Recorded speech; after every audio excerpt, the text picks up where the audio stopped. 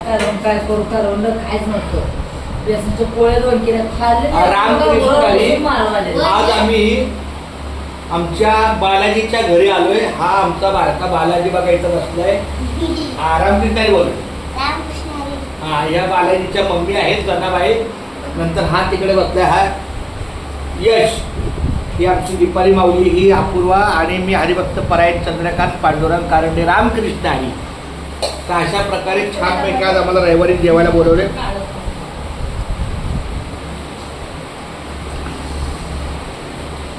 रविवारचं छानपैकी शाकाहारी जेवण केले कारण श्रावण आहे.